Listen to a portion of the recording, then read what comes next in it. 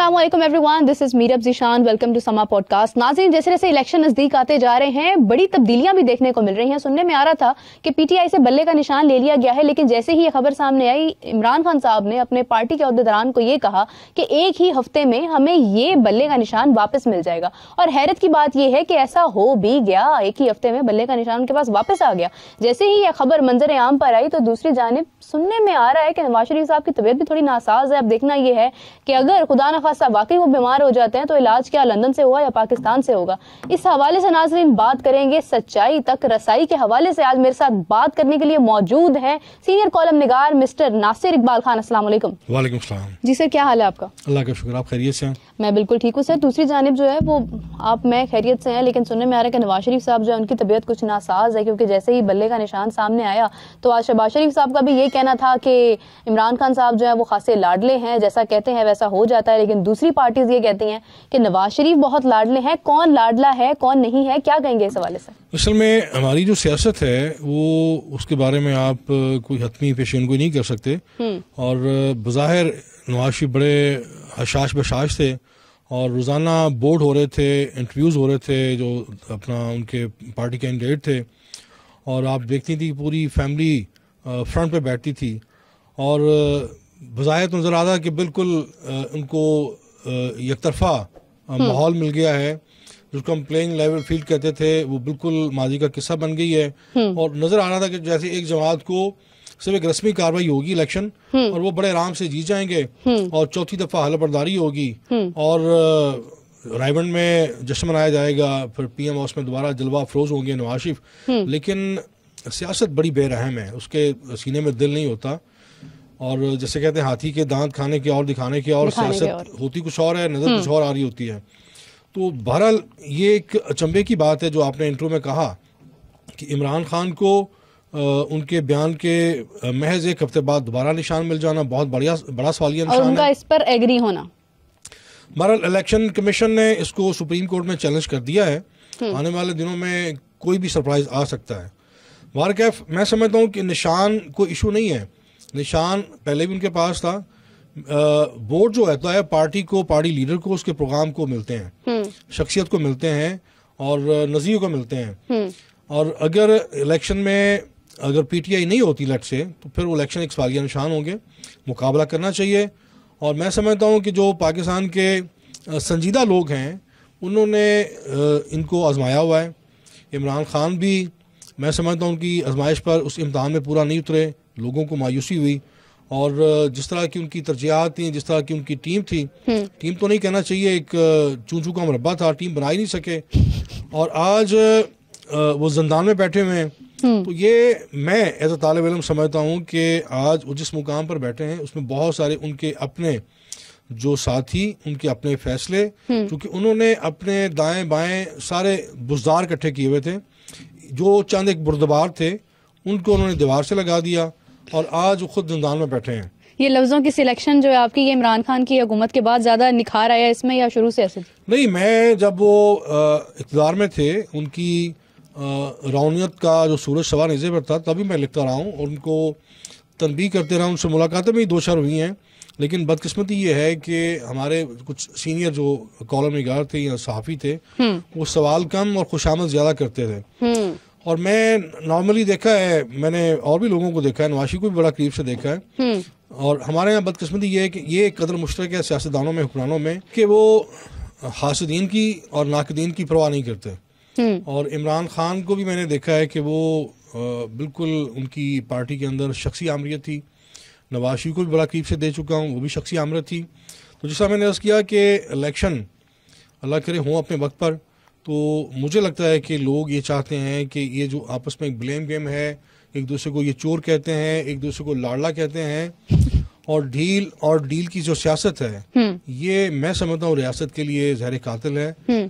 अवाम चाहते हैं एक नई जमात, बड़ी संजीदा और सेंसिबल, जिसके पास टीम हो, जिसके पास विजन हो, प्रोग्राम हो, जो नफ्स शनास और फर्श शनास हो। तो ऐसी क़यादत पाकिस्तान को मैं समझता हूँ बहरानों से निकाल सकती है। अगर हम माजी की तरह मकबूल खेलते रहे और माकूल का हमने रास्ता बंद कर दिया, तो मकबूल आपने देखा है वो अपने खुशफहमी में خود پسندی میں آمرانہ فیصلہ کرتے ہیں. معقول قیادت چاہیے پاکستان کو. مقبول قیادت کا جو تجربے بار بار ہوئے ہیں وہ فیل ہوئے ہیں. تو یہ جو معقول جو سیاست ہے, کیا اس کی انفارمیشن عوام کو ہے؟ عوام جانتی ہے کہ کون کیپیبل ہے, کون کوئی تبدیلی لے کر آ سکتا ہے؟ کیونکہ جس بھی حکومت کی بات کی جائے, جنہوں نے بھی ابھی تک حکومت کی ہے, پی ایم ایل این کی بات کی جائے, پی ٹی آئی کی بات کی جائے, دونوں نے نفرت کی سیاست کی ہے. چاہے سانحہ ماڈل ٹاؤن ہو, چاہے 9 مئی کا واقعہ ہو, کوئی بھی ہو, حکومت کی جانب سے تکلیف دہ حالات دیکھنے کو ملے ہیں. کون سی ایسی حکومت ہے جو کوئی بہتری بھی لے کر آ سکتی ہے؟ دیکھیے, ہم نے دیکھا ہے جو آپ نے جس طرح اشارہ کیا سانحہ ماڈل ٹاؤن, وہ آج بھی ایک سوالیہ نشان ہے. وہ جو مقتولین ہیں ان کے ورثاء کو انصاف نہیں ملا, اور جو سانحہ 9 مئی ہے وہ بھی بہت بڑا دلخواش ایک زخم ہے ہماری اس کی مذمت سب کو کرنی چاہیے. جی, وہ قابل مذمت ہیں, لیکن انصاف ہونا چاہیے. ہر سانحہ جو رونما ہوتا ہے, جہاں جہاں بھی ریاست کی سالمیت پر ضرب لگتی ہے اور اداروں پر جس طرح حملے ہوتے ہیں, یہ ناقابل معافی ہیں. ان کا ایسے لوگوں کا محاصرہ اور محاسبہ ہونا چاہیے. اور ووٹ بہت بڑا ایک ہتھیار ہے عوام کے پاس ایسے لوگوں کو نشان عبرت بنانے کے لیے. ایک پرچی سے یہ ایسے عناصر کے پرخچے اڑا سکتے ہیں. یہ ریاست, یہ وطن, یہ ملک ہمارا ہے. ہم نے ایک ووٹ صرف کسی کو پسند ناپسند کی بنیاد پر کاسٹ نہیں کرنا. وہ 5 سال کے لیے مختار کل بن جاتے ہیں آپ کی ریاست کے. ہم نے دیکھنا ہے کہ ان کے پاس پروگرام کیا ہے, ویژن کیا ہے, ٹیم کیا ہے, آیا ڈیلیور کر سکتے ہیں. اور جن کو ہم نے بار بار آزما لیا ہے, میں نہیں سمجھتا کہ ان کو پھر موقع ملنا چاہیے. ایک نئی قیادت ہم تلاش کر سکتے ہیں. ہمیں اللہ نے یہ موقع دیا ہے. بار بار آزمائے ہوں پر اپنا وقت اور وسائل ضائع کرنے کی بجائے پاکستان کے اندر میں سمجھتا ہوں جو سب سے زیادہ اس وقت ضرورت ہے پاکستان کو, داخلی معاشی سیاسی استحکام کی ضرورت ہے. اور ایک نئی جماعت جو ابھی ابھری ہے اور جس نے بڑی تیزی سے اپنی جگہ بنائی ہے, وہ استحکام پاکستان پارٹی ہے. میں سمجھتا ہوں ان کو موقع ملنا چاہیے. مطلب آپ کیسے کہہ سکتے ہیں کہ اگر ان کا نام استحکام پاکستان ہے تو واقعی استحکام کے ساتھ آئیں؟ دیکھیں, اس میں نے ایسے لوگوں کو دیکھا ہے جو سیلف میڈ ہیں, جنہوں نے زمین سے اٹھ کر آسمان کی طرف سفر طے کیا, اپنا مقام بنایا ہے. وہ میں ان کی سیاست میں ایک مستقل مزاجی دیکھتا ہوں, ان کی شخصیت میں, سیاست میں, ان کے معاملات میں. تو یہ ایون ماضی میں جب اقتدار کا ہما عمران خان کے کندھے پر بیٹھا تھا, تو اس میں جن لوگوں کا بہت کلیدی کردار تھا وہ آج استحکام پاکستان پارٹی میں مجھے نظر آتے ہیں وہ چہرے. تو میں سمجھتا ہوں کہ بار بار وہی بات آتی ہے کہ جس طرح انہوں نے اپنا منشور دیا ہے, عام آدمی کی نفس پر ہاتھ رکھا ہے, اس کے درد کا درما کرنے کی کوشش کی ہے. یہ بلے اور شیر میں نہیں سمجھتا کہ یہ عوام کے مسائل کا حل ہیں. آپ کو اصل جو گراس روٹ لیول پر عوام کے مسائل ہیں, جب تک جو شخص ان کو نہیں سمجھتا, جو اس نے واسطہ نہیں پڑتا, وہ میں نہیں سمجھتا کہ ان کا حل پیش کر سکتا ہے.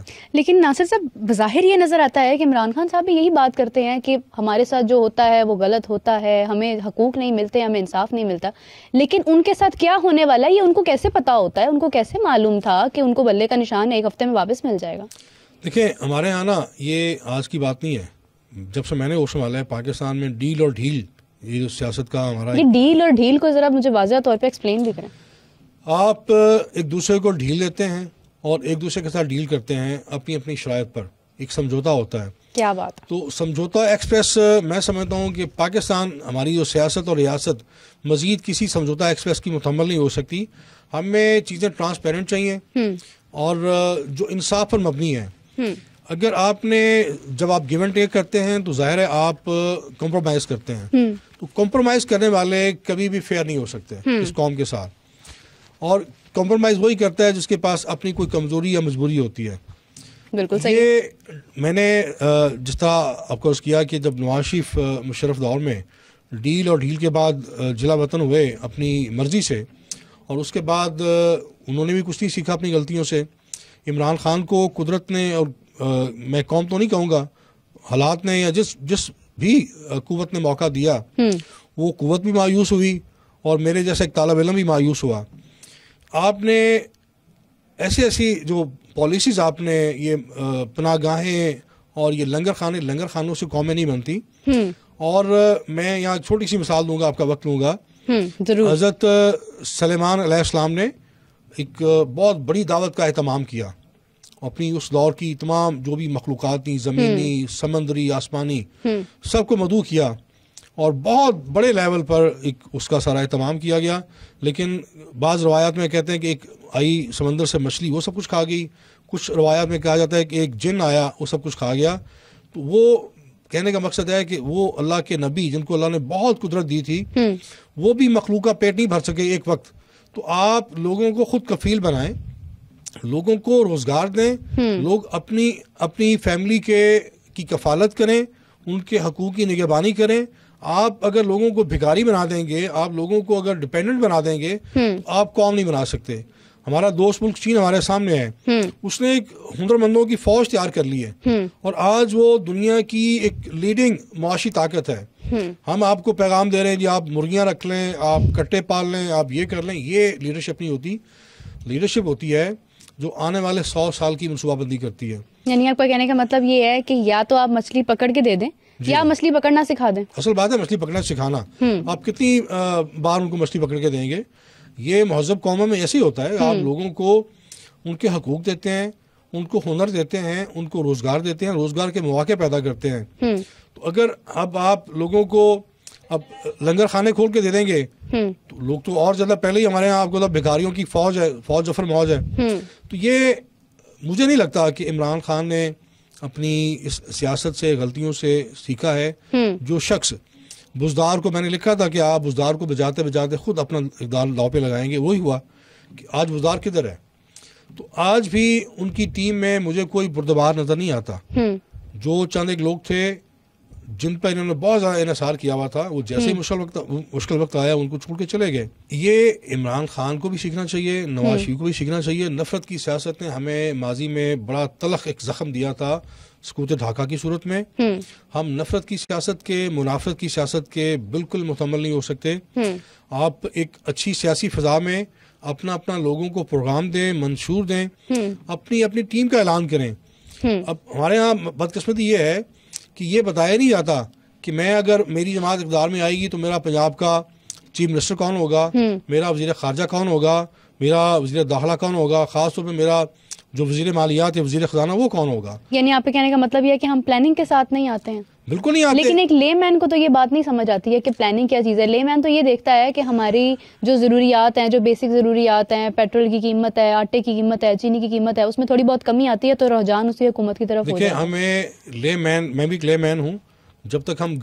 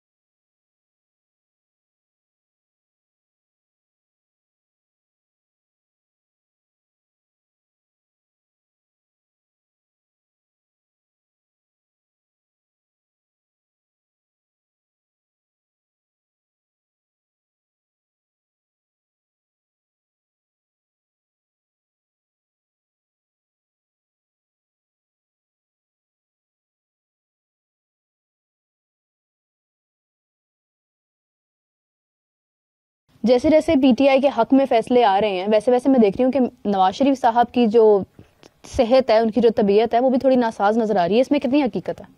دیکھیے ہمارے ہاں جو طبیعت ہے نا وہ بھی سیاست کے اتار چڑھاؤ کے ساتھ اپ اینڈ ڈاؤن ہوتی ہے, اور ماضی میں ہم نے دیکھا کہ ان کی پلیٹیں کام ہوئی, اب چونکہ چمچے بھی کام ہو گئے ہیں تو ظاہر ہے ان کا پریشان ہونا بنتا ہے. کیونکہ مجھے پیپلز پارٹی کے سوا پریکٹیکلی کوئی مجھے ان کے جو ہیں عوام کے ساتھ رابطے یا براہ راست کوئی جلسہ گاہ پنڈال نظر نہیں آ رہا. Even P M L N کا پاس تو بہت ساری لیڈرشپ ہے, یعنی پوری فیملی. آپ ماضی کا الیکشن دیکھ لیں تو شہباز شریف, نواز شریف, مریم, حمزہ شہباز, یہ الگ الگ ان کا شیڈول ہوتا تھا. کوئی کسی شہر میں جلسہ گاہ سے خطاب کر رہا ہے, کوئی کسی شہر میں. لیکن اس بار وہ سارے کے سارے لاہور تک محدود ہیں, اور صرف ان کا جو پارٹی سیکریٹریٹ ہے وہ آباد ہے, لیکن پریکٹیکلی وہ عوام کے پاس جانے سے قاصر ہیں. اس کے پیچھے کیا محرکات ہیں وہ آپ بھی جانتی ہیں, میں بھی جانتا ہوں کہ ان کے چمچے کم ہو گئے ہیں. کہ اگر ان کی طبیعت واقعی ناساز ہو جاتی ہے, جو تھوڑی تھوڑی ہو رہی ہے, اور وقت کے ساتھ ساتھ خدا نہ خواستہ اگر بڑھ جاتی ہے, تو کیا لندن رخ کریں گے یا پاکستان میں ہی علاج کروائیں گے؟ اگر آپ ٹریک ریکارڈ دیکھ کے بات کریں تو وہ انڈرسٹوڈ بات ہے. ان کا چونکہ علاج ہمیشہ لندن سے ہوتا ہے, ان کو وہاں جا کے راحت ملتی ہے. پاکستان میں تو صرف حکومت کے لیے آتے ہیں, اقتدار کے لیے آتے ہیں. اگر وہ اقتدار ملتا نہیں ان کو نظر آئے گا تو یقیناً یہ پہلی فلائٹ پہ یہاں سے رخصت ہو جائیں گے. اور ہمارے جو شیر کے حامی ہیں وہ پھر میاں صاحب جاون گے, میاں صاحب آون گے, اس طرح کے نعرے لگاتے رہیں گے. اچھا, اسی کے ساتھ اب مجھے یہ بتائیں کہ آپ کو کیا لگ رہا ہے کہ الیکشنز, کیا واقعی ایک بہت بڑا سوال ہے ایکچولی, کہ الیکشنز ہوں گے نہیں ہوں گے, اگر ہوتے ہیں تو کس طرح سے ہوتے ہیں, اس حوالے سے کیا کہیں گے؟ دیکھیے میں ایز اے طالب علم دیکھ رہا ہوں کہ الیکشن ہوں گے, ممکن ہے عین ممکن ہے اس میں کچھ چند ایک دنوں کی تاخیر ہو سکتی ہے, جو ایک امکان ظاہر کیا جا رہا ہے, اس کو ہم اس امکان کو رد نہیں کرتے. لیکن الیکشن باہر کیف ایک نوشتہ دیوار ہیں, اور یہ رمضان سے پہلے پہلے یعنی کہ فروری کے اندر ہی امید ہے, مارچ سے پہلے پہلے ہو جائیں گے.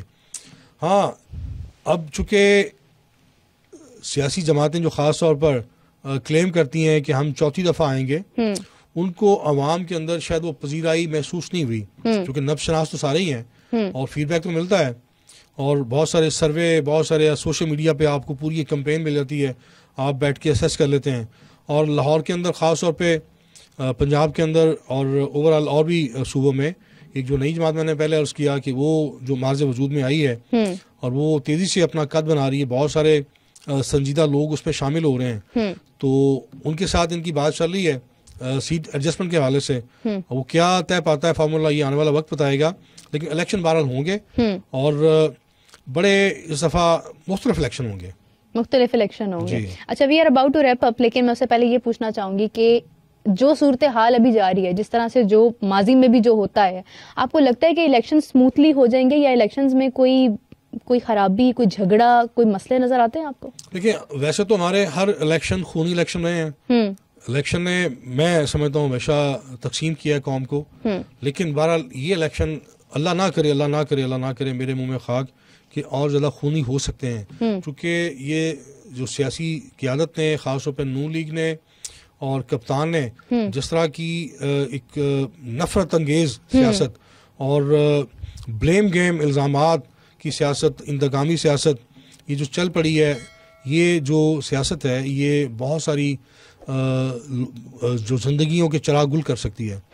تو یہ لیڈرشپ پر ایک میں سمجھتا ہوں اخلاقی اور قومی ذمہ داری عائد ہوتی ہے کہ وہ اس نفرت کی سیاست کا جو باب ہے بند کریں, ایک دوسرے کا وجود برداشت کریں, مفاہمت کو فروغ دیں, اپنا اپنا پروگرام بتائیں, اپنا اپنا منشور دیں, اور بتائیں کہ ہمارے پاس قوم کے مسائل کا, قوم کے درد کا کیا حل ہے, میرے پاس مرہم ہے, یا مل کے ہم مرہم رکھ سکتے ہیں. الیکشن گزر جائیں گے, لیکن جو لوگ قبروں میں چلے جائیں گے وہ واپس نہیں آئیں گے. اقتدار کے لیے لوگوں کو ایندھن نہ بنایا جائے. جی ناصر صاحب, بالکل آپ نے درست فرمایا. جیسا ان کا کہنا تھا کہ ہم یقین کرتے ہیں کہ الیکشن جو ہیں وہ ہوں اور بہت ہی اسموتھلی ہوں, لیکن کہیں نہ کہیں دل میں یہ خوف بھی ہے, کیونکہ ماضی میں جو صورتحال رہی ہے, جس طرح سے انتشار پھیلا رہا, جس طرح سے دلوں میں نفرتیں ہیں, انہوں نے بڑی ایک اچھی بات کی ہے کہ قوم جو ہے وہ الگ ہو چکی ہے, اور بینگ اے ووٹر ہمیں یہ سمجھنے کی ضرورت ہے کہ کیا ہم لوگ سیف ہیں, اگر ہم ووٹ دینے جاتے ہیں تو کیا حالات اسموتھ ہوتے ہیں یا نہیں. امید کی جاتی ہے, دعا گو بھی ہیں کہ اچھے طریقے سے اسموتھلی الیکشنز ہو جائیں اور جو بھی ہمارے لیے بہتر ہے, جو حکومت کے لیے آگے آنے والے وقت میں عوام کے لیے سوچتا ہے, استحکام لے کر آتا ہے, ایسی کوئی پارٹی ہمارے سامنے آئے اور ہر جو بھی صورتحال ہے وہ اسموتھلی چلے. ناظرین, اسی کے ساتھ یہ بھی امید کرتے ہیں کہ نواز شریف صاحب جو ہیں ان کی بھی ہیلتھ ٹھیک رہے تاکہ الیکشنز میں کھڑے ہوں. پاکستان آئے ہیں تو اب سامنے بھی آئیں, دیکھیں کہ ان کا ووٹ بینک کیا ہے. اسی کے ساتھ مجھے اجازت دیجیے. سر, آپ کا بہت شکریہ, آپ نے اپنا قیمتی وقت دیا. آپ سے ملاقات ہوگی نیکسٹ ایپیسوڈ میں, تب تک کے لیے اللہ حافظ.